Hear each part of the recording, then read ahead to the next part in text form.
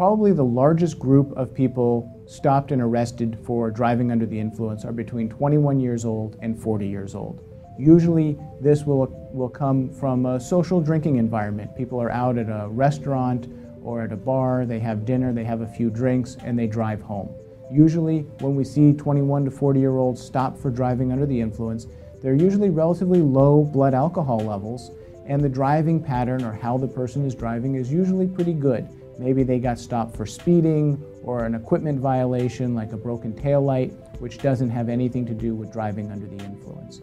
It's just as important for somebody who's stopped between 21 and 40 years old as any other DUI to take steps to protect their driving record and to protect them in court.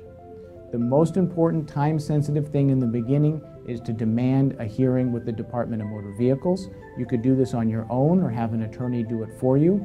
And the next thing is to be prepared to handle the court case. On a typical DUI, a misdemeanor DUI, your attorney can go to court for you and you don't even have to be there. You can continue with school or work and the attorney can handle the case for you from beginning to end. When we look at a DUI for someone between 21 and 40 years old, we need to handle the Department of Motor Vehicles hearing. The Department of Motor Vehicles is going to try to suspend the license, and they try to suspend the license on a first-time DUI for 4 months.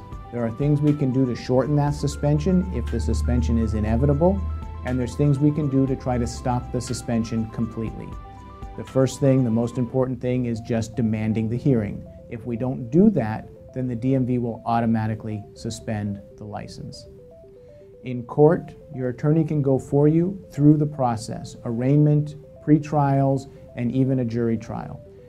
The case can be reduced, it can be dismissed on legal motions, and there are factual scenarios that would give rise to reductions or dismissals, and each case is different and needs to be looked at by a trained, experienced DUI attorney.